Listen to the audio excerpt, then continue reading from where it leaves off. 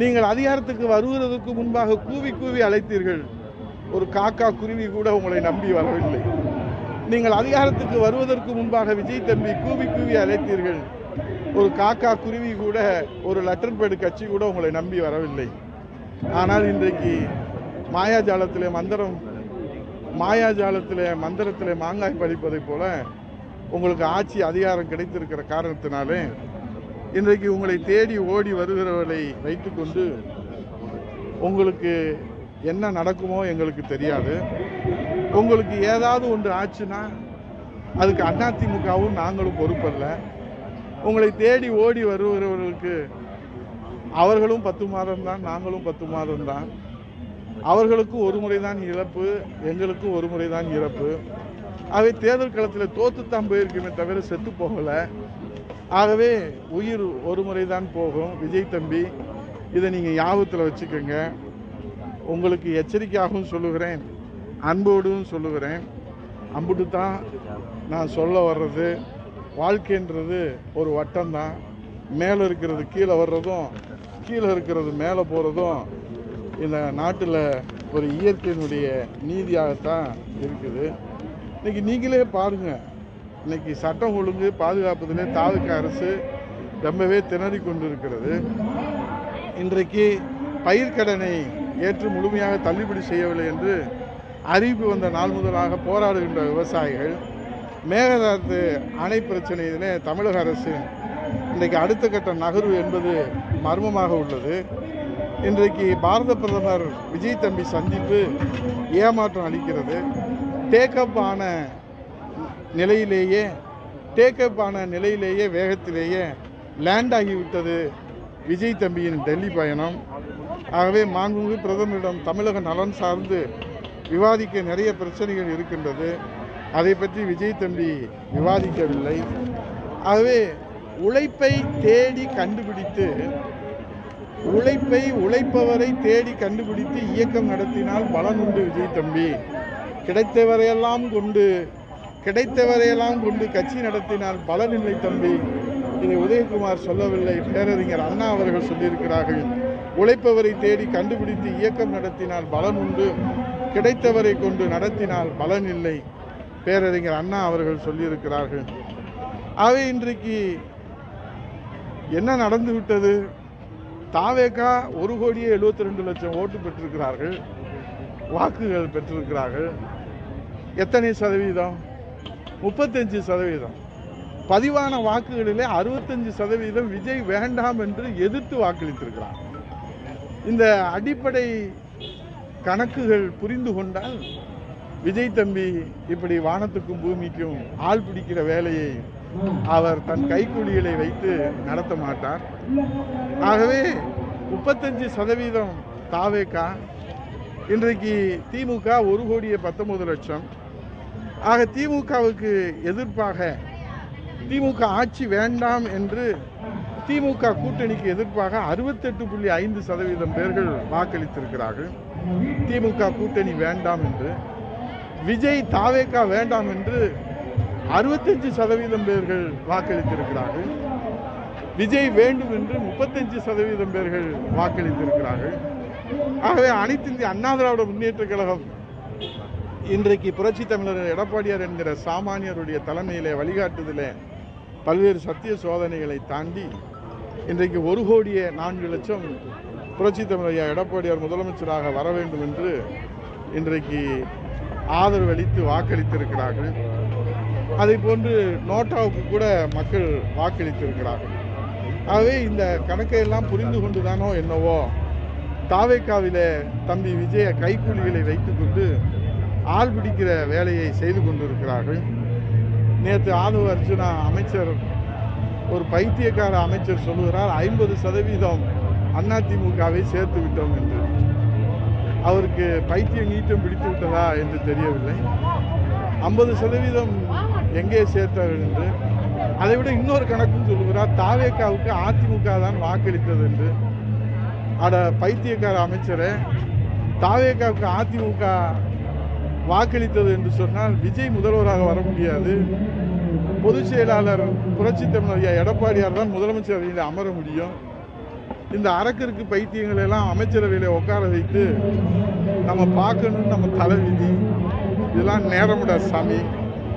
ஆகவே இந்த நிலையிலே நாம் சென்று கொண்டு இருக்கிற போது நாங்கள் தேர்தல் களத்தில் தோத்துத்தான் போயிட்டோமே தவிர செத்து போய்விடவில்லை என்பதை மீண்டும் நான் எதிரிகளுக்கு அண்ணா திராவிட முன்னேற்ற கழகம் இன்றைக்குமே சிம்ம சொப்பனமாக இருக்கும் என்பதை சொல்லி மக்கள் சேவையை மகேசன் சேவை என்று புரட்சி தமிழர் ஐயா எடப்பாடி அவருடைய தலைமையில் இன்னைக்கு தேர்தல் களத்தில் நின்ற வேட்பாளர்களில் ஸ்டாலின் முதலமைச்சர் வேட்பாளராக நின்றார், விஜய் முதலமைச்சர் வேட்பாளராக நின்றார், சீமான் முதலமைச்சர் வேட்பாளராக நின்றார், புரட்சி தமிழர் ஐயா எடப்பாடியார் மாண்புமிகு எதிர்க்கட்சி தலைவர் முதலமைச்சர் வேட்பாளராக நின்றார்.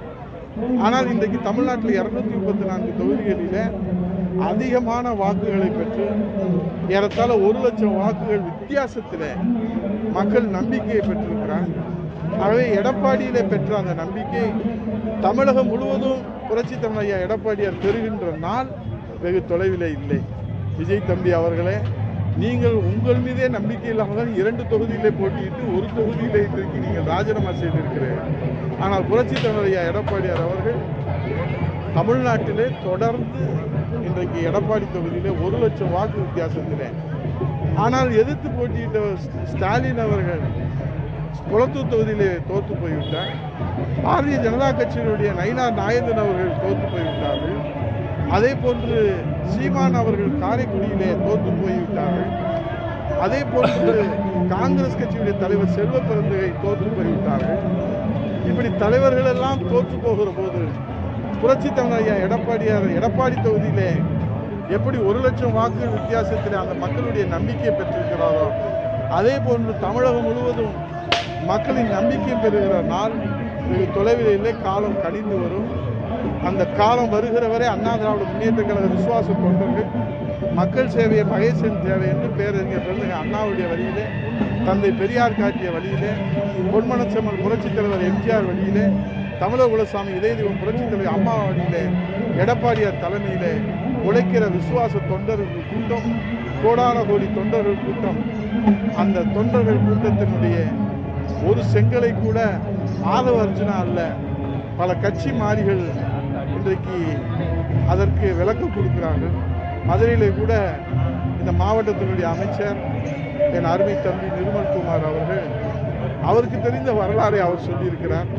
ஆனால் அவர் வரலாறு என்பது மதுரை மக்களுக்கு தெரியும். அவர் இந்த சமீப காலங்களில் மட்டும் எத்தனை கட்சிக்கு மாறி வந்தார். அவர் அமமுகவில் இருந்தார். அதற்கு பிறகு பாரதிய ஜனதா கட்சியிலே அண்ணாமலையினுடைய டிஜிட்டல் புரோகிராமராக இருந்தார். அதற்கு பிறகு புரட்சி தமிழர் ஐயா எடப்பாடியாருடைய தலைமையேற்று அதிமுகவில் வந்தார். அதற்கு பிறகு கடைசியாக தாவேக்காவுக்கு போனார். இப்போது கூட அதிமுக ஆட்சியை பிடித்திருந்தால் அவர் மீண்டும் அதிமுகவுக்கு அடைக்கலம் புகுந்திருப்பார். ஆகவே ஆளுகிற கட்சியிலே அடைக்கலம் ஆவதற்கென்று தமிழகத்திலே பொது வாழ்க்கையிலே ஈடுபடக்கூடிய சில பேர் இருக்கிறார்கள். ஆனாலும் வாழ்ந்தாலும் வீழ்ந்தாலும் ஒரே இயக்கம், வாழ்ந்தாலும் வீழ்ந்தாலும் ஒரே இயக்கம், ஒரே கொள்கை, ஒரே லட்சியம், ஒரே தலைவர் என்று வாழ்கிற கோடான கோடி தொண்டர்கள் அண்ணா திராவிட முன்னேற்ற கழகத்தில் இந்த இயக்கத்தை கட்டி காப்பாற்றுவார்கள் என்பதுதான் வரலாறு. அந்த வரலாறு தெரிந்து கொண்டு நிர்மல்குமார் போன்றவர்கள் அந்த வரலாறை தெரிந்து கொண்டு இங்கே இருக்கக்கூடிய ஆதவ அர்ஜுனா போன்ற பைத்தியக்கார அமைச்சர்கள் எல்லாம் புரிந்து கொள்ள வேண்டும், புரிந்து பேச வேண்டும்.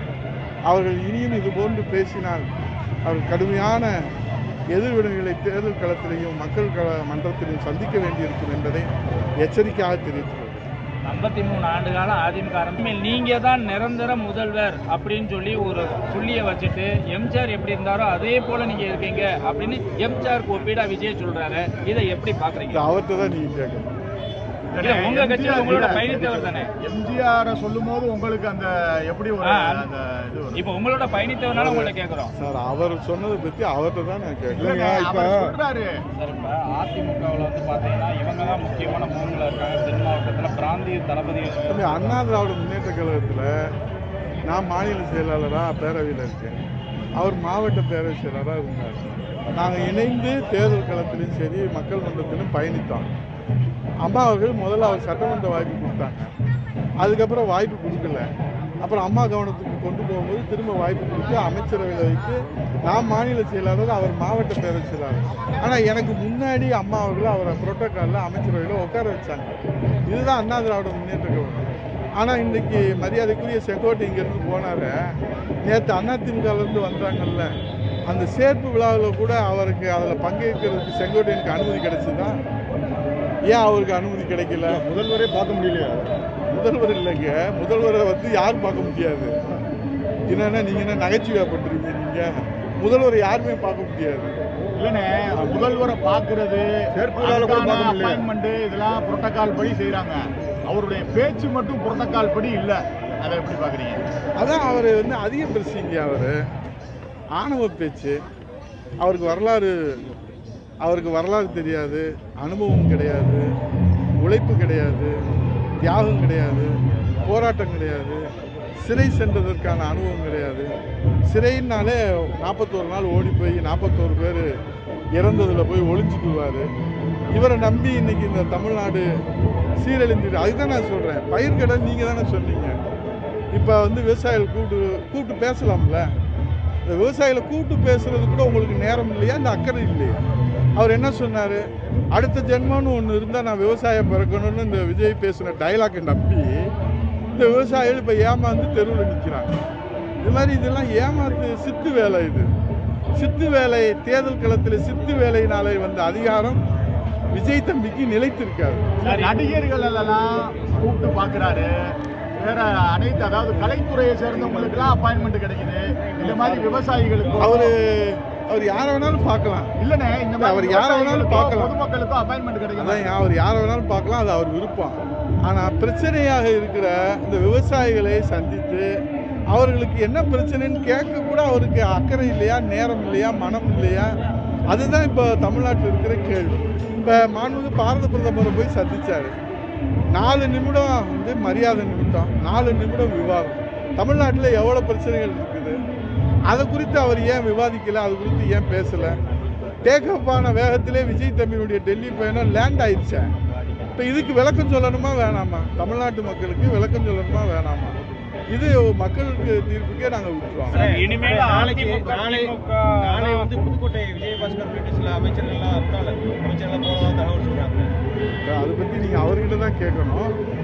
அதிமுகன்றது அதான் நான் இந்த நடமாடும் பல்கலைக்கழகம் நாவலர் நெடுஞ்சிலிருந்து ஐயா சம்பத் ஐயாவிலிருந்து சம்பத் ஐயாவிலிருந்து இது காலங்காலத்துக்கு நடைமுறைகளில் இது வந்து காலங்காலத்துக்கு நடைபெறுகிற வரலாறு. ஆனால் அப்படி சென்றவர்கள் எல்லாம் மன வேதனைப்பட்டு அவர்கள் மன புழுக்கத்திலே அங்கே உரிய அங்கீகாரம் இல்லாமல் அவமரியாதை நடப்பட்டு நேற்று நீங்கள் பார்த்தீங்கல்ல, அதிமுகவில் வந்தால் அவங்களுக்கு எவ்வளோ வரவேற்பு. கேட்டை கூட திறக்க மாட்டுறாங்க. ஏங்க, இருக்கிறது ஒரு உயிர், அது போக போவது ஒரு முறை. அதுக்கு இந்த இந்த இந்த அவமானம் நமக்கு தேவையா? அம்மா வளர்த்த பிள்ளைங்க நம்ம, எம்ஜிஆர் வளர்த்த பிள்ளைங்க நம்ம, புரட்சி தமிழ் எடப்பாடியார் தலைமையில் வாழ்வோம், உழைப்போம், மக்கள் ஏற்றுக்கொள்ளக்கூடிய காலம் கழிந்து வரும். வாழ்ந்தாலும் வீழ்ந்தாலும் நம்ம வந்து அதிமுக தானே. இந்த வேஷ்டி கட்டுறது எனக்கு பெருமை. ஒவ்வொரு அதிமுக தொண்டனுக்கும் பெருமை. நான் சாகுற போது என் நெஞ்சில் அதிமுக கொடி என் மேலே இருக்கிறது தானே எனக்கு பெருமை. அதுதானே எனக்கு சொத்து, அதுதானே எனக்கு சிறப்பு. அதை நான் திறந்துட்டு நான் எந்த நாட்டுக்கு ராஜா ஆக போகிறேன்? இனி நீங்கள் பார்க்காத பதவி என்ன இருக்குது? நீங்கள் பார்க்காத அங்கீகாரம் என்ன இருக்குது? நீங்கள் பார்க்காத செல்வாக்கு என்ன இருக்குது? நீங்கள் பார்க்காத அளவுக்கு அதிகாரிகளுடைய மரியாதையும் மக்களுடைய செல்வாக்கும் உங்களுக்கு எவ்வளவு இந்த அண்ணா திராவிட முன்னேற்ற கழகம் உங்களை கௌரவப்படுத்தியிருக்கின்ற ஒரு நிமிடம் நினைத்து பார்த்தால் அவர்கள் இந்த மன சஞ்சலத்துக்கு ஆளாகும். ஏன்னா பிரிந்து சென்றவர்கள்லாம் ஒரே வார்த்தை சொல்றாங்க, உங்க பொதுச் செயலாளர் ஆணவ பேச்சாளர், ஆணவத்தால தான் எங்களெல்லாம் இழந்துகிட்டு இருக்காரு அப்படிங்கிறாங்க. இதுக்கு உங்க கருத்து என்ன? இல்லை, பொதுவாகவே தேர்தலுக்கு முன்பாக நாம் எடப்பாடியார் முதலமைச்சராக தேர்தல் களத்தில் நிறுத்தி நாம் மக்களை சந்திப்பதற்கு முன்பாக இப்படி கருத்து சொல்லியிருந்தால் அந்த கருத்துக்கு உண்மையான மதிப்பை மக்கள் கொடுத்திருப்பார்கள். இப்போது காரணத்தை தேடி நான் இருக்கிற இடத்தை விட்டு செல்வதற்கு ஒரு காரணத்தை தேடுகிற போது சொல்லுகிற காரணம் மதிப்புடையதாக மக்களிடத்தில் ஏற்றுக்கொள்ளக்கூடியதாக இருக்காது. அவர்கிட்ட ஒரு தாயுள்ள இல்ல, ஒரு அரவணைப்பு இல்ல, அதனாலதான் நாங்க பிரிந்து போறோம் அப்படின்னு இன்னும் சில அமைச்சர்கள் சொல்றாங்க. அம்மா மறைந்ததற்கு பிறகு இந்த இயக்கத்தினுடைய எதிர்காலமே கேள்விக்குறியாகிற போது தாய் அன்பு கொண்டு தெய்வ அன்பு கொண்டு அரவணைத்த காரணத்தினால்தான் 50 ஆண்டு கால பொது வாழ்க்கைக்கு சொந்தக்காரர் ஒரு கிளை செயலராக இருந்து இன்றைக்கு உயர்ந்த நிலையிலே பொதுச் செயலராக இருந்து முதலமைச்சராக இருந்து சேவை செய்திருக்கிறார் என்று சொன்னால் அவருடைய தாய் அன்பும் அவருடைய கருணை உள்ளமும் அவருடைய அரவணைப்பும் அவர் வழிநடத்துகிற அந்த மாண்பும் தான் இன்றைக்கு அவரை பொதுச் செயலராக இருக்கிறது. ஆகவே அவர் எல்லோரையும் போல இப்போது இருக்கிற விஜய் தம்பி போல அவர் சினிமா கவர்ச்சியிலே அரசியலிலே வந்துவிடவில்லை. தன்னுடைய உழைப்பால், தன்னுடைய தியாகத்தால், தன்னுடைய அரவணைப்பால், தன்னுடைய தாய் உள்ளத்தால், தன்னுடைய தெய்வ உள்ளத்தால் தான் அவர் அண்ணா திராவிட முன்னேற்ற கழகத்துடைய பொதுச் செயலராகவும் நாளை முதலமைச்சராகவும் வரக்கூடிய வாய்ப்பும் காலமும் கனிந்து வரும். இப்ப நீங்க பேட்டியில கூட விஜய்க்கு என்ன நடக்கும் சார்? ஏதாவது நடந்தால் பொறுப்பு இல்லைங்கிறீங்க. விஜய்க்கு என்ன? அதுதான் இத்தனை எச்சரிக்கையாக தான் சொல்றேன். அதான் சொல்றேன், உழைப்பவர்களை தேடி நீங்கள் வாய்ப்பு கொடுத்தால் அது பலன் உண்டு. கிடைப்பவர்களை தேடி நீங்கள் வாய்ப்பு கொடுத்தால் அது பலன் இல்லை என்பதை நான் சொல்லவில்லை, பேரறிஞர் அண்ணா சொல்றது தான் நான் விளக்கமாக சொல்றேன். இல்ல இது அன்பான எச்சரிக்கையா அல்லது மிரட்டலான எச்சரிக்கையா? எப்படி வேணாலும் விஜய் தம்பி எப்படி புரிஞ்சாலும் அதுக்கு நாங்கள் ஒன்றும் கவலைப்படலை, அதுக்கு நான் அஞ்ச போவதும் இல்லை. இது எப்படி எடுத்துக்கிட்டாலும் சரி. ஆனால் இது மாதிரி அவர் செஞ்சாருன்னா கடும் விளைவுகளை வந்து அவரை கட்சியில் சந்திப்பார். அங்கேயே என்ன இப்போ நேற்று தான் சொல்கிறாங்க, அமைச்சர்கள் போய் சேர்ந்துருக்காங்க, முன்னாள் அமைச்சர்கள். அவங்கெல்லாம் மாவட்ட செயலாளராக, மாநில செயலாளராக, தலைமை கழக நிர்வாகியாக இருக்கிறவங்கள ஒன்றிய நகரத்தில் கலந்துக்கிட்டு உங்களுக்கு ஏதாவது வந்து உள்ளாட்சியில் வாய்ப்புகள் இருக்கான்னு நாங்கள் தலைவர்கிட்ட கேட்டு சொல்கிறோம்னு சொல்லியிருக்காரு. தனி கட்சி தொடங்கிட்டாரு, அவருக்கு வாழ்த்துக்கள். சார், இப்ப திருச்சியில விஜய் பேசும்போது கூட அவரு திமுக டிவிக்கே தான் சொன்னாரு. ஆனா அதிமுக அவர் ஒரு பொருட்டாவே எடுத்துக்கல. மற்றும் சில கட்சின்னு ஏளனமா அள்ளு சில்லுங்கிறாரு. மற்றும் சில கட்சி அந்த அள்ளு சில்லுகிட்ட போய் தானே போய் சால்வை போட்டு பொக்கே வாங்கினார்ல. அந்த அல்லு சில்லுன்னு சொன்ன 25 சட்டமன்ற உறுப்பினர் எங்கள் மரியாதைக்குரிய அண்ணன் சி.வி. சண்முக அண்ணன் தலைமையில், அண்ணன் வேலுமணி அண்ணன் தலைமையில், அண்ணன் விஜயபாஸ்கர் அண்ணன் தலைமையில் அந்த அல்லு சில்லுகிட்ட தானே போய் இவர் அவங்க தேடி வரல, இவர் தான் தேடி போனார். விஜய் தம்பி தன்னுடைய அதிகாரத்தை காப்பாற்றிக் கொள்வதற்காக ஆட்சியை காப்பாற்ற முடியாமல் போய்விடுவோம் அப்பதான் சொல்றாரு திருச்சியில், இன்னும் கொஞ்சம் ஆதரிச்சிருந்தா கொஞ்சம் ரொம்ப நல்லா இருந்திருக்கும். இதுக்கே மக்கள் தெருவில் பிச்சை எடுத்துக்கிட்டு அலைய போறாங்க. இதுல இவர் இன்னும் கொஞ்சம் ஆதரிச்சிருந்தா அவரை தான். அதனால இதெல்லாம் வந்து போகாத ஊருக்கு வழி சொல்றேன். இளைஞர்கள் நிறைய பேர் வந்து இப்ப அவர் ஆரம்பிச்ச உடனே அந்த இயக்கத்துல 10 லட்சத்தை தாண்டி வாழ்த்துக்கள் பொது வாழ்க்கையில வர்றவங்கள வரவேற்கிறோம். சரி, விஜய்க்கு கடும் விளைவுனீங்களா? அது என்ன மாதிரியான விளைவுன்னு கூட பொறுத்திருந்து பாருங்க, காலம் பதில் சொல்லும். ஆனால் திருமங்கலம் அந்த சட்டமன்ற உறுப்பினர் நோய்வாய்ப்பட்டு மருத்துவமனையில் இருக்கான்றாங்க. திருமங்கலத்தோட நிலை தான் இப்போ தற்போது மக்கள் நிலையில் எப்படி இருக்குன்னு? அவர் பூரண குணமடைந்து மக்கள் பணியில தீவிரமா பணியாற்றணும்னு நான் இறைவனை வேண்டிக்கிறேன். மக்களோட நிலைப்பாடு இப்போ எப்படி இருக்கு? இடைத்தேர்தலில் உங்களுடைய நிலைப்பாடு சார், ஒரு இடைத்தேர்தல் நடக்கும் போது அதில் வந்து அதிமுகவினுடைய நிலைப்பாடு எங்கள் பொதுச்செயலாளர் நேற்று எடப்பாடியில் தெளிவாக நீங்கள் கேட்குற கேள்விக்கு ரொம்ப தெளிவாக ஆழமாக விரிவாக நம்பிக்கையாக பேசியிருக்காரு. அந்த பேச்சை கேட்டால் ஒவ்வொரு தொண்டனுக்கும் புதிய நம்பிக்கை பிறகு. நன்றி, வணக்கம்.